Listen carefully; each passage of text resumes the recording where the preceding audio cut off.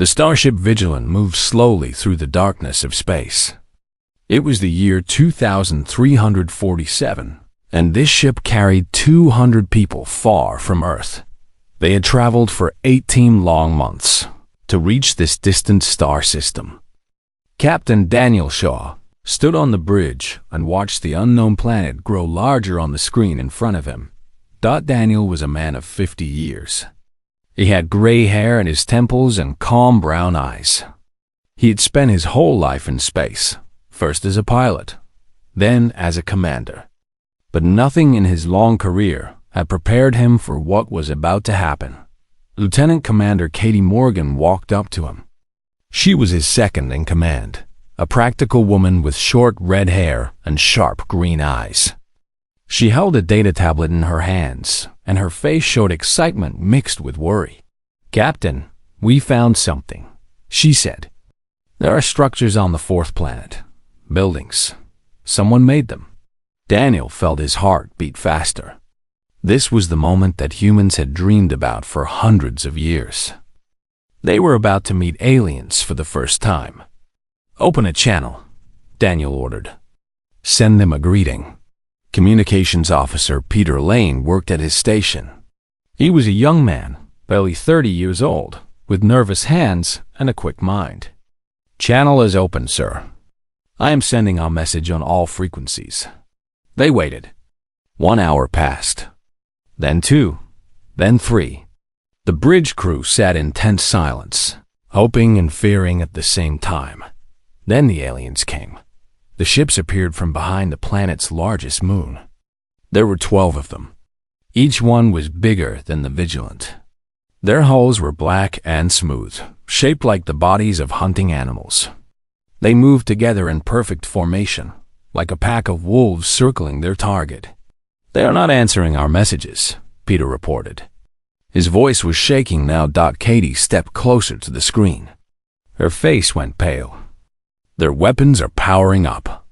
Daniel had only seconds to think. "Get us out of here, now." But there was no time. The alien ships opened fire. Beams of hot plasma cut through the Vigilant's shields like they were made of paper. The ship shook violently. Explosions tore through the lower decks. Crew members screamed as fire spread across the bridge. "Hull breaches on decks 7 through 12. Shouted Chief Engineer Samuel Drake through the intercom.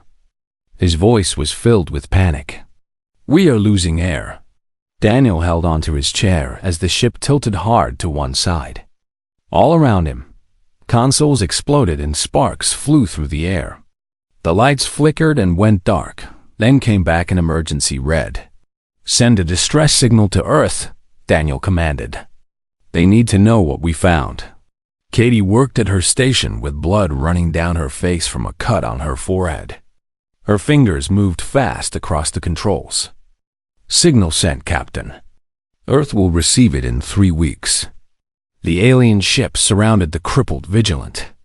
Their weapons went silent. For one moment, Daniel dared to hope.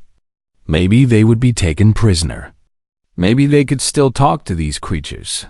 Then the boarding pods launched. The pods hit the Vigilant's hull and cut through it like knives through soft fruit.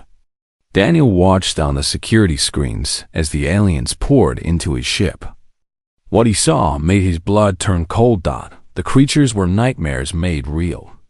They stood almost 8 feet tall on 2 legs. Their bodies were covered in hard black armor that looked like the shell of an insect. Their arms were long and ended in claws that could tear through metal. But it was their heads that were truly terrifying. They had 4 red eyes that glowed with hunger, and their mouths were filled with teeth like saw blades. The aliens did not use guns. They used their claws and their teeth. They hunted the crew through the corridors of the ship, chasing them down one by one. The security cameras showed Daniel's people running, screaming, dying. The aliens were not trying to capture them. They were not trying to communicate. They were hunting humans like animals, hunt their food. Daniel watched a group of engineers try to make a stand in the cargo bay. They had grabbed tools and pipes as weapons. The aliens tore through them in seconds. He watched the medical staff try to hide in the sickbay. The creatures found them and dragged them out into the corridors. He understood now. These aliens did not see humans as equals. They did not see them as enemies to be fought or conquered. They saw humans as prey, nothing more than animals to be hunted for sport. The screams echoed through the ship. One by one, the crew of the Vigilant died. Some fought back with courage that made Daniel proud. A security officer named Rachel held a doorway for 10 minutes with nothing but a fire extinguisher and her bare hands. A pilot named Gregory sealed himself in an escape pod and launched it toward Earth, carrying data that might help those who came after. But in the end, it did not matter. The aliens were too strong, too fast, too hungry. The bridge doors shook as something massive pounded on them from the other side. Daniel knew he had only minutes left. He turned to the remaining crew members on the bridge.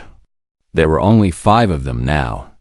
Katie was still alive, still at her station, still trying to do her duty. "It has been an honor," Daniel said to them. He walked to the captain's console and activated the black box recorder. This device would survive even if the ship was destroyed. It would record everything and send it to Earth with the distress signal. Daniel looked into the camera. His face was calm even though death was coming for him. Behind him, the bridge doors began to bend inward as the aliens forced their way through. "To whoever receives this message," he said, "we are not alone in the universe. And what we have found does not come in peace. They hunt us like animals. They kill us for sport. Prepare yourselves. Learn from our deaths. Do not let my crew die for nothing." The doors burst open. The aliens poured onto the bridge. Daniel Shaw turned to face them, standing tall in his final moment. "You think we are prey," he said quietly.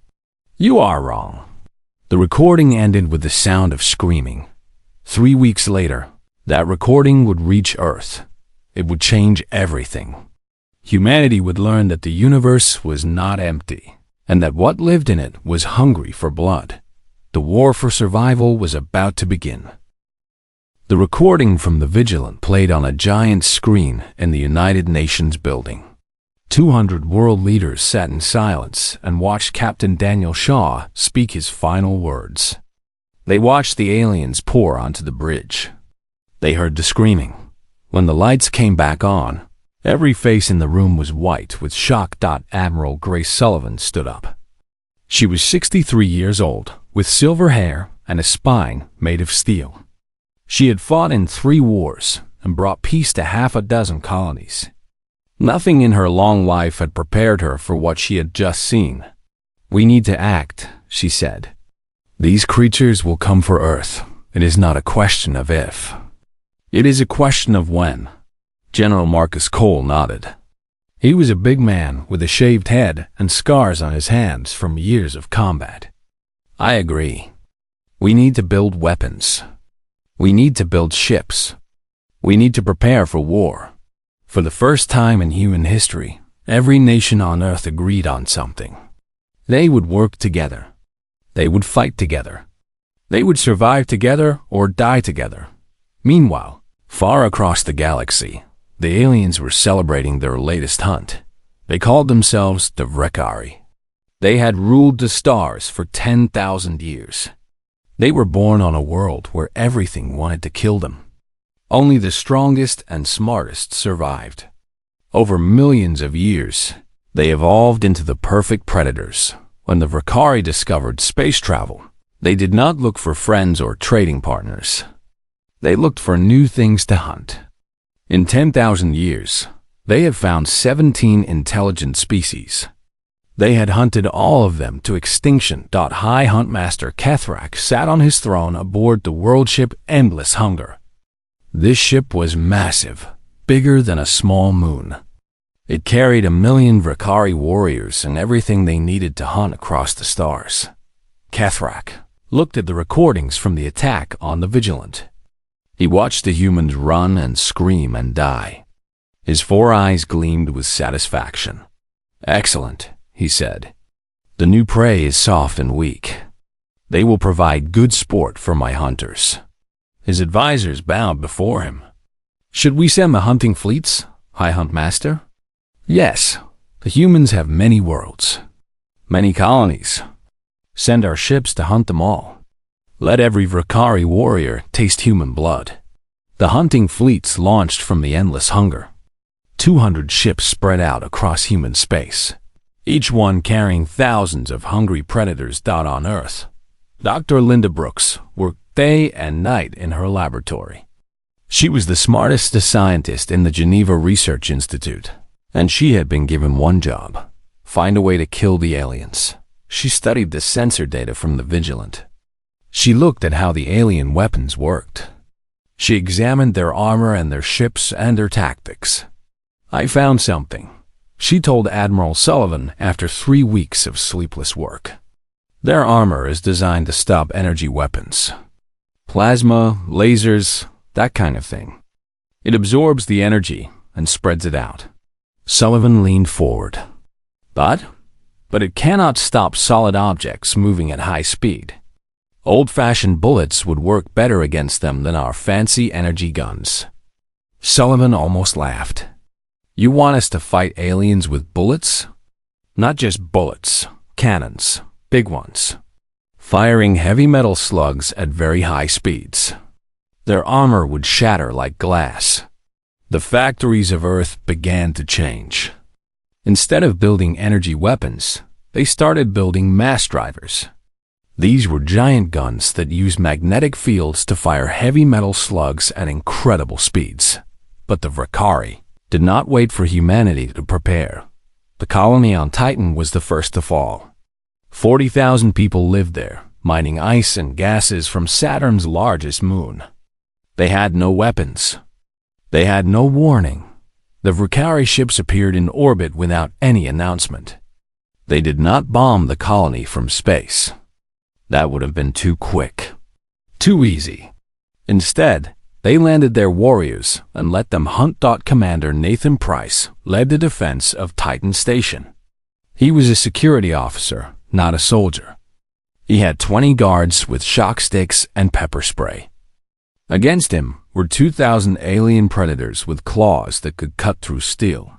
Nathan knew he could not win, but he could buy time. He organized his people into small groups. They set traps in the corridors. They collapsed tunnels on the aliens. They fought with tools and pipes and their bare fists. For 72 hours, they held the aliens back long enough for 3,000 civilians to escape on transport ships. Nathan sent his last message when the aliens were breaking through the final door. "They enjoy this," he said. "Remember that. They could kill us faster, but they choose to take their time. They want us to suffer. Make them regret that choice." One by one, the human colonies fell. Mars, Europa, Ganymede. Each world became a hunting ground for the Vakari. Millions of humans died, hunted through the streets and tunnels of their own homes. On Earth, people watched the news reports in horror. They saw the recordings that survivors managed to send. They heard the screams of the dying. They smelled the fear that spread across the planet like a disease. Admiral Sullivan stood before the cameras. Her face was hard, but her eyes burned with anger. "The Vakari think we are prey," she said. "They think we will run and hide and wait to die. They are wrong. We are human beings. We have survived ice ages and plagues and wars. We have walked on other worlds and touched the stars. We will not go quietly into the dark." She held up a metal slug, heavy and ugly and simple. "This is how we will kill them. Not with fancy weapons. Not with technology they have never seen. With bullets and bombs and the courage that has carried us through every challenge we have ever faced." Behind her, the first of the new warships launched from the orbital shipyards. It was ugly compared to the sleek Vakari vessels. It bristled with gun barrels and missile tubes. It looked like what it was, a weapon of war built by a species that had decided to stop running. The ship's name was painted on its hull in letters, 20 feet tall, Retribution. The war had truly begun.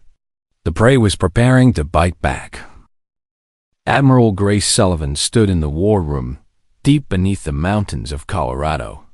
Giant screens covered every wall, showing the positions of human and alien ships across the solar system. Red dots marked Valkyrie vessels. Blue dots marked human ships. There were far more red dots than blue. "The trap is ready," said Captain Benjamin Hayes, her chief of staff. He was a thin man with glasses and a sharp mind for tactics. "The Valkyrie hunting party has taken the bait." Sullivan looked at the screen. 6 red dots were moving toward a single blue dot in the asteroid belt. The blue dot was a civilian transport ship called the SS Meridian. At least, that is what it looked like. "Send the signal," Sullivan ordered. "Spring the trap." The Meridian was not really a civilian ship. It was a weapon in disguise. Its cargo holds were filled with soldiers instead of supplies. Its hull had powerful guns instead of passenger cabins. For 2 weeks, it had limped through the asteroid belt, broadcasting distress signals and pretending to be damaged. The Valkyrie could not resist. An easy kill. Wounded prey. They raced toward the Meridian with hungry anticipation. When the alien ships came within range, the Meridian showed its true nature. Hidden panels slid open to reveal rows of mass driver cannons. At the same time, 8 human warships appeared from behind the asteroids where they had been hiding. The lead Valkyrie ship had no time to react. 12 tungsten slugs hit it at 30% of the speed of light. The metal projectiles punched through the alien armor like needles through cloth. The ship exploded in a ball of fire and debris. The other Valkyrie ships tried to flee. They were not used to prey that fought back. They were not prepared for weapons that could hurt them. 4 more ships died before the survivors escaped into the darkness of space. 1 ship was disabled but not destroyed. Human boarding teams moved in and captured the crew. For the first time, humanity had living Valkyrie prisoners. On Earth, the news of the victory spread fast. People danced in the streets. They cried with joy and relief. For the first time since the war began, they dared to believe that humanity might survive. But Sullivan knew the truth. This was a small victory. They had killed a handful of aliens. The Valkyrie had thousands of ships and millions of warriors. The war was far from over. Dr. Linda Brooks led the team that studied the captured Valkyrie. The aliens were taken to a secret base in Antarctica, far from any city or town. Brooks spent weeks examining them, testing them, trying to understand how they thought. What she discovered changed everything. "They are not just predators," she reported to the military leaders. "They are obsessed with hunting. It is their religion, their culture, their entire reason for existing. They do not eat their prey. They do not need to hunt to survive. They do it because hunting is who they are." General Cole frowned. "So they hunt for sport?" "More than sport. They believe that killing makes them strong. They think that the act of hunting proves their worth as beings. Every kill is a prayer. Every hunt is a test of their soul." Sullivan leaned forward. "Does this give us any advantage?" Brooks nodded slowly. "Yes, it gives us a big advantage. The Valkyrie have hunted weaker species for 10,000 years. They have never faced prey that fights back effectively. They do not know how to handle fear. They cannot feel fear? They can feel it. They just do not know what to do with it. Fear is a weakness in their culture. A Valkyrie who shows fear is shamed and punished. So they have learned to ignore it, to pretend it does not exist. But when something truly threatens them, they fall apart." Brooks showed brain scans from the captured prisoners. "The survivors of our ambush are nearly catatonic. Their minds cannot process what happened. They were supposed to be the hunters. They were supposed to be in control. When they became the prey, their entire understanding of reality broke down. Sullivan smiled. It was not a nice smile. It was the smile of a hunter who had found the weakness of her enemy. "Then we know what to do," she said. "We will not just fight them. We will hunt them. We will make them feel what every human has felt since this war began. We will teach them what it means to be afraid." The next year was hard for humanity. The Vakari continued their attacks, but they met increasing resistance. Every colony now had weapons. Every transport ship had hidden guns.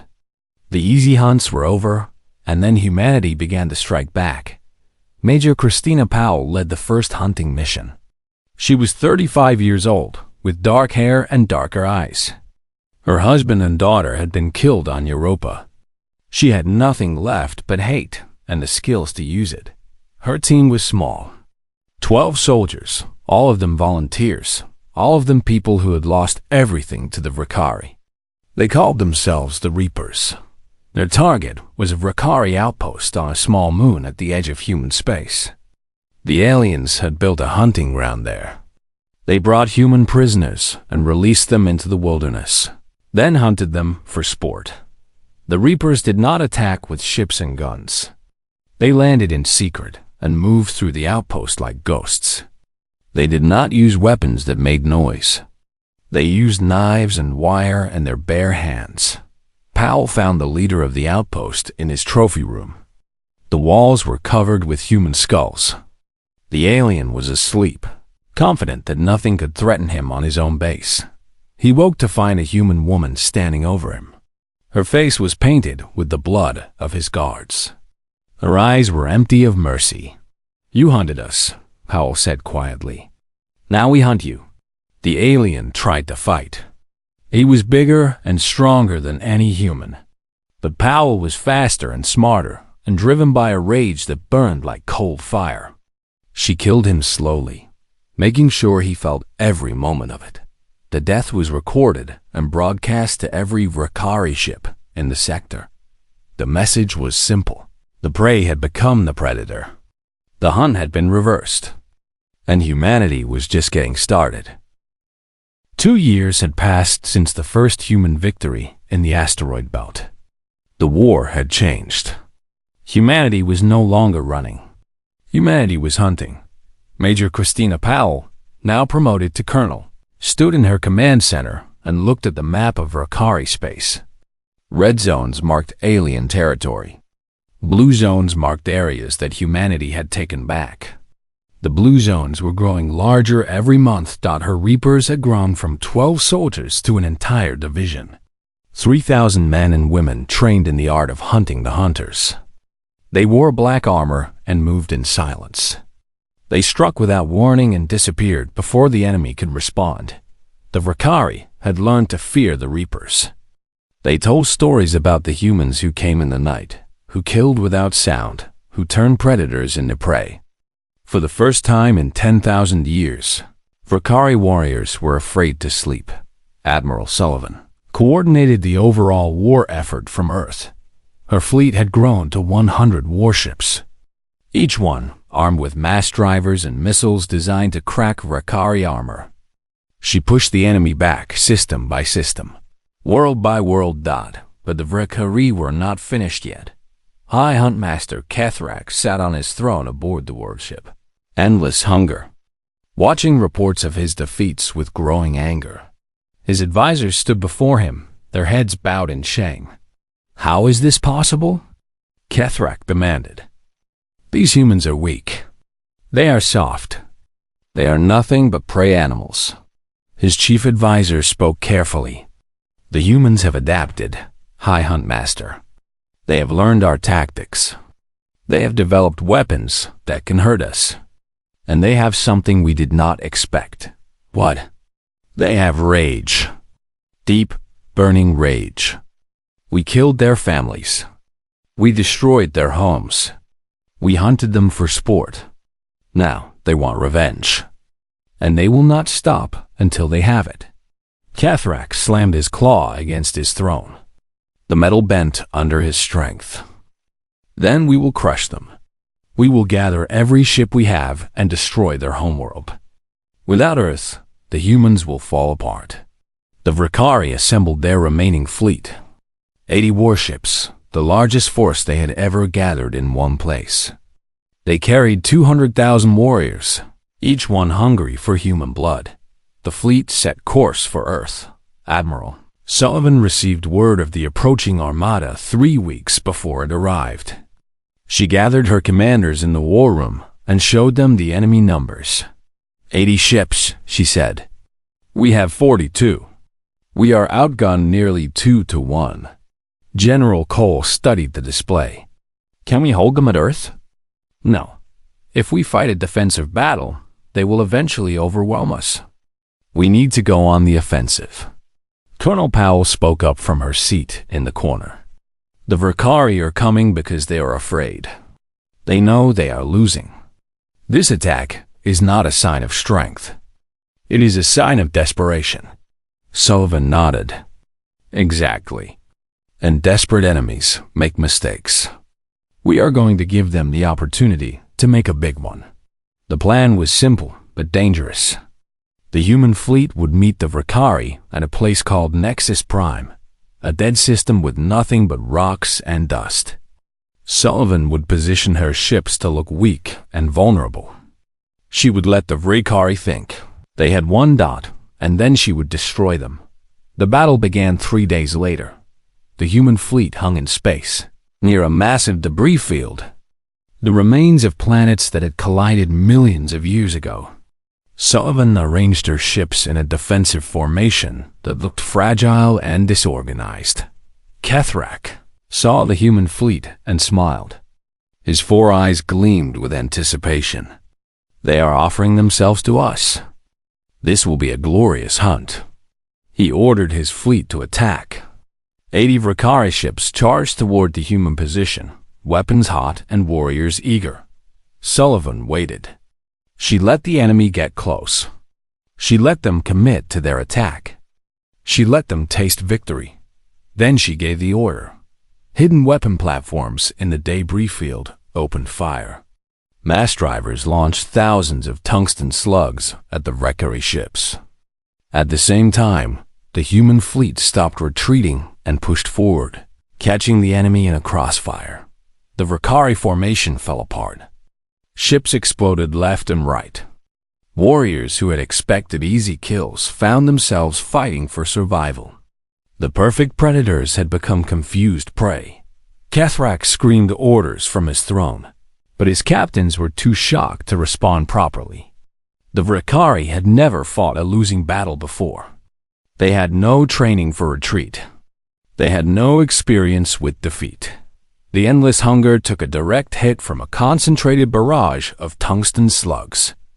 The shots punched through the world ship's armor and tore through its command deck. Cathrak died on his throne, his last sight the burning wreckage of his empire. The remaining Vrikari ships broke and ran. They fled in every direction, each captain thinking only of saving himself. There was no organized retreat. There was only panic. Human ships pursued them through the void. Colonel Powell led a Reaper team onto one of the fleeing vessels and captured its crew. She broadcast images of the terrified aliens to every Vrikari ship in the system. "Look at your mighty hunters now," she said. "Look at the fear in their eyes. They are not gods. They are not invincible. They are just animals, like us. And today, we proved that we are the better animals." The Battle of Nexus Prime was over in 6 hours. 62 Vrikari ships were destroyed. 15,000 alien warriors died. The rest scattered across the galaxy, broken and terrified. Admiral Sullivan stood on the bridge of her flagship and watched the debris float through space. She felt no joy. Too many humans had died in this war. Too many families had been destroyed. Victory had come at a terrible cost, but they had won. Against all odds, against an enemy that had conquered 17 species before them. Humanity had won. Now it was time to finish the job. The war lasted 5 more years after the Battle of Nexus Prime, but everyone knew how it would end. The Valkyrie were broken. Their fleets were scattered. Their warriors were afraid. The greatest predators in the galaxy had become the hunted. Admiral Grace Sullivan led the final campaign herself. She was 68 years old now, her hair completely white, her body tired from years of war. But her mind was still sharp, and her will was still iron. The human fleet that arrived in the Valkyrie home system was the largest ever assembled. 300 warships, 500,000 soldiers. Humanity had come not to fight, but to finish. The Valkyrie homeworld was called Kethra, named after their ancient god of the hunt. It was a harsh world of jungles and mountains, where everything wanted to kill everything else. This was where the Valkyrie had evolved into the perfect predators. This was where they would make their last stand. The aliens had fortified their world with everything they had left. Defense platforms orbited the planet. Ground batteries covered every continent. 5 million warriors waited to fight to the death. Sullivan looked at the enemy defenses and felt a moment of pity. Not for the Valkyrie, but for what the war had turned humanity into. They had started as explorers and dreamers. Now they were killers, hardened by years of blood and death. "Begin the assault," she ordered. The human fleet opened fire. Mass drivers launched streams of tungsten slugs at the orbital defenses. Missiles screamed toward the planet's surface. Troop transports raced toward landing zones across the world. The Valkyrie fought back with desperate fury. They had nowhere to run. This was their home, their holy world, the center of everything they believed. They would die before they surrendered. Colonel Christina Powell led the ground assault. Her Reapers had become an entire army now, 50,000 soldiers trained to hunt and kill Valkyrie. They landed in the jungles near the enemy capital city and pushed inland. The fighting was brutal. Every tree hid an enemy. Every shadow held death. The Valkyrie knew this world better than any human could. They used that knowledge to set traps, launch ambushes, and make every step forward cost human lives. But the humans kept coming. Powell lost a third of her soldiers in the first week. She lost another third in the second week. But by the end of the month, her forces had reached the walls of the capital city. The city was called Kethra Prime, and it was as old as the Valkyrie civilization itself. Its towers reached toward the sky like claws. Its streets were paved with the bones of countless species the Valkyrie had hunted to extinction. At its center stood the great Temple of the Hunt, where the High Council made their final stand. Powell led the assault on the temple herself. She had come too far to let anyone else finish the job. Her soldiers breached the walls and fought through corridors filled with religious statues and ancient trophies. She found the High Council in their ceremonial chamber. 12 ancient Valkyrie sat on thrones made of skulls. Around them, the bones of 17 species hung from the fire. Walls, humans, reptiles, insectoids, every intelligent race the Valkyrie had destroyed was represented here. The oldest council member looked at Powell with something. That might have been respect. His chitin was scarred and cracked from centuries of hunting. His 4 eyes were dim with age, but his voice was still strong. "You have won," he said. "We did not think it was possible. You were supposed to be prey." Powell walked slowly toward the thrones, her rifle ready, her eyes hard. "We were never prey. You just could not see what we really were. What are you then? What are humans?" Powell stopped in front of the ancient alien. She thought about everyone who had died in this war. She thought about Captain Daniel Shaw and his crew on the Vigilant. She thought about the colonists on Titan and Europa and Mars. She thought about her husband and daughter, hunted through the streets of their own city. "We are survivors," she said. "We are fighters. We are the species that looked at the stars and refused to accept that we were alone. We are the people who lost everything and found the strength to take it back." She raised her rifle. The ancient Vakari did not flinch. He was beyond fear now. "And we are the ones who will make sure you never hunt anyone again." The war ended that day. The Vakari High Council was executed. The remaining population was scattered across prison worlds. Their culture destroyed. Their threat ended forever. Admiral Sullivan retired to a small house by the ocean. She had never wanted to be a warrior. She had never wanted to kill. But she had done what was necessary to save her species. Reporters came to interview her sometimes. They wanted to know how humanity had won. They wanted to understand the secret of their victory. Sullivan always gave the same answer. The Vakari made a mistake that has been made throughout history. They thought strength was everything. They thought being the biggest predator made them invincible. They looked at us and saw only weakness. She would pause then, looking out at the waves with eyes that had seen too much death.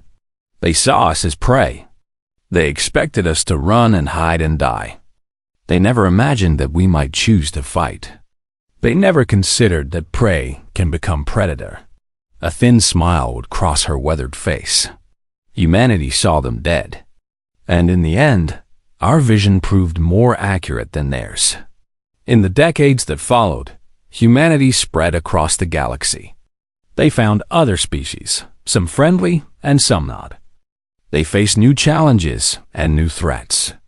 But they never forgot the lessons of the Vakari War. Never underestimate a cornered species. Never assume that prey cannot fight back. And never, ever make humanity angry. The universe belonged not to the strongest, but to the most adaptable. Not to those who hunted, but to those who refused to be hunted. Humans had never really been prey at all. The Vakari had just been too blind to see it until humanity showed them the truth.